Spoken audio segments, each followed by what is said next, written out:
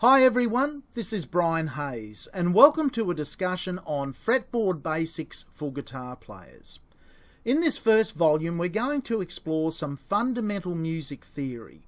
We'll look at the 7 notes of the English alphabet that make up the musical notes on any of the conventional instruments. We'll look at the 12 semitone series of notes that make up what is called a chromatic scale, and we'll also explore the various guitar strings and the power and impact of these metal bands across the fretboard that are called frets, so that we can get an understanding of how the mechanics of the guitar apply to basic music theory. We'll focus today on the A string, which is the second thickest string. So remember, the strings on the guitar are numbered 1 through to 6. 1 being the thinnest string, 6 being the thickest string. Today we're going to focus on the 5th string because it's the string that, when not fretted, when just played open like I'm doing now, is actually called the A string. It produces the note that in music we designate as the note A. Now A just happens to be the first note in the musical alphabet, and it's also the first note in the English alphabet. So remember, we said that we only use the first 7 letters of the English alphabet. So music only uses the characters A, B, C, D, E, F and G. There is no note called H or I or T or L or X. Only A, B, C, D, E, F and G. However, that's 7 tones, but in Western music and in all of the common European instruments, they can all play what is called a 12 semitone chromatic scale. So we're also going to explore the notes that fit in between those 7 English alphabet notes that give us the full 12 semitone chromatic scale. Let's first of all just agree on the concept of pitch. If I hit the 6th string, this one here, the thickest string on the guitar, it produces the note E, low E on the guitar, and that's the lowest note that a standard 6-string tuning guitar can play. That pitch there. Now if we compare that pitch to, say, this pitch here, which is also an E, I hope everyone can hear and agree that this note is considerably lower in pitch than this note. Now, if I stick on the 1 string, and you'll see as I move my index finger higher or lower down the fretboard, you'll hear that the pitch will change. So if I play that note E and move it up a fret, it changes the pitch 1 semitone higher, and E becomes F. If I go up 1 string here and play this string, the 2nd string, that's the B string on the guitar. If I move my finger 1 fret higher, B becomes C. Now those 2 pairings of notes are absolutely critical in music theory, because B to C and E to F are the only 2 sets of notes that are 1 semitone apart as they naturally occur. So every other change in the English alphabet, for example from A to B, is actually a tone on the guitar fingerboard. That's an A, that's a B.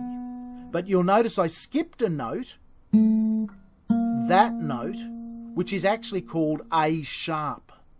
So here's A, here's B, but notice there's a fret in between, and there's a distinct pitch in between. A sharp, B. However, remember we said that B to C and E to F naturally occur 1 fret apart, 1 semitone apart. So here's A sharp, B. The next note up is actually C.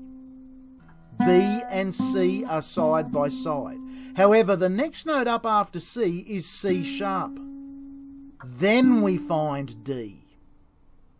So I'll just stop the video for a moment and put the guitar in normal playing position and readjust the camera, and then we'll take the whole 12 tones up the A string in the normal pitch, and I'll speak the notes for you, and hopefully you'll get a feel for the power of B and C and E and F.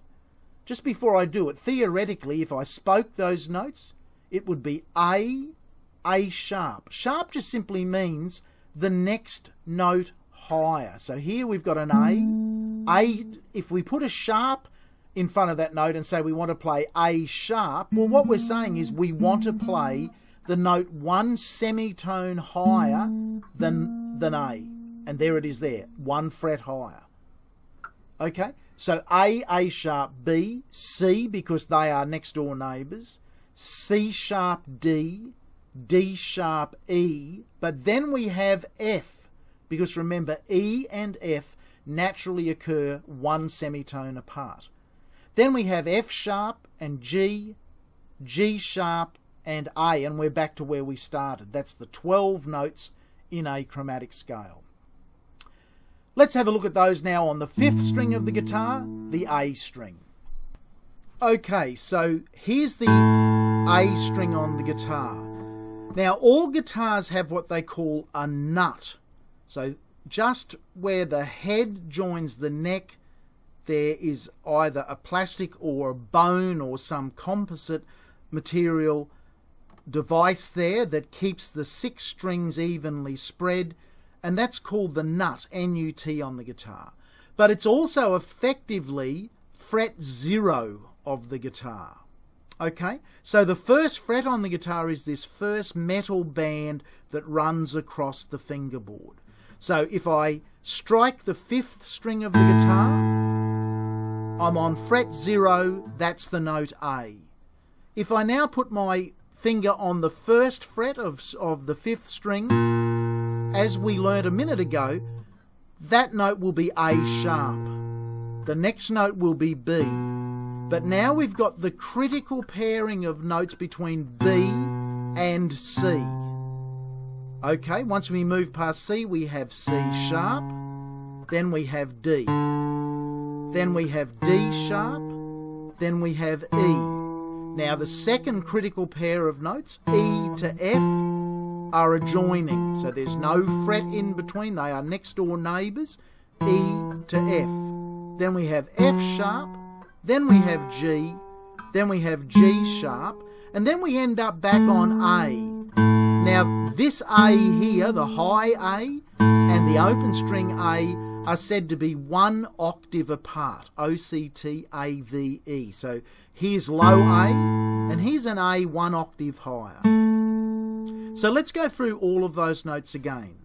A sharp, B, C, C sharp, D, D sharp, E,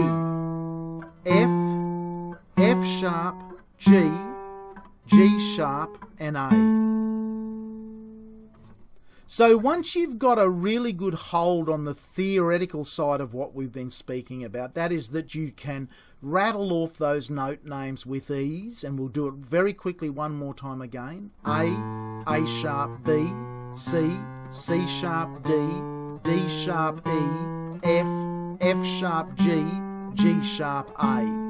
When you get to that point, the next thing I'd like you to start doing is, instead of just using the index finger, to actually use your 4 fingers in the same way as our warm-up video for guitar describes. So in other words, we'll play A, but then with our first finger A sharp, leave that finger down, second finger we'll play B, leave that finger down, third finger we'll play C, and then stretch out with the little finger while holding all of the other fingers down to play C sharp. Now at that point in time, I want you to move all of that up to the 5th fret, where the next note now with the first finger is D, D sharp, E, F. Then move all of that up here to the 9th fret, where the first finger becomes F sharp, G, G sharp, and A. So I'm now going to play that as a chromatic scale, and that's the proper guitar technique to use. Use the 4 fingers on your hand, and with only 3 movements. Obviously there's 12 notes to play, 13 with the additional octave, and we're starting with the open A. So we've got A sharp, B, C, C sharp, D, D sharp, E, F, F sharp, G, G sharp, A.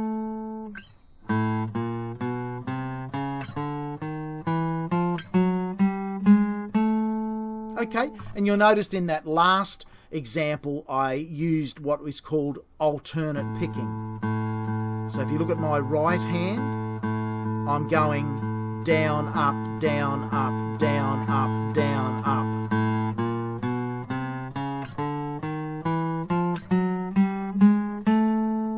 Okay, if you can get to that stage where on the A string you're playing the full 12 notes of the chromatic scale, and there are 12 notes, just so that you understand that 1, 2, 3, 4, 5, 6, 7, 8, 9, 10, 11, 12. Now, note 13 is not a new note. It's A up 1 octave. So that's why in music theory they say there are 12 notes in a chromatic scale, not 13. The 13th note is the octave, and it's basically restarting the scale. If you then wanted to play it up another octave, well, good on you. On the guitar going this way down the neck, most guitars don't let you play right up to the full double octave. We would have to start going down to the thinner strings, and we'll talk about that in another volume of guitar technique. For the moment, we'll wrap it up on this volume with having learnt all of the 12 notes in an A chromatic scale. Now, we've only called the notes in between the 7-letter notes sharps, and for this introductory workshop we won't look at the concept of flats. We'll do a special volume on understanding how sharps and flats are really just another way of giving 2 names to the same pitch. Okay, I hope you've been able to follow that. By all means, stop and rewind the video as many times as you need to, so you can hear me speak those note names, but do try and get to the point of getting to that exercise where you are alternate picking your way right up an A chromatic scale. As always, keep in touch via my website, www.brianhayes.biz, that's B-I-Z, Z for Zorro. Drop me an email if you have any questions, subscribe to my YouTube channel, and most of all, take your time to really learn the notes on the 5th string of the guitar, because they match perfectly with those first 7 letters of the English alphabet. Bye for now.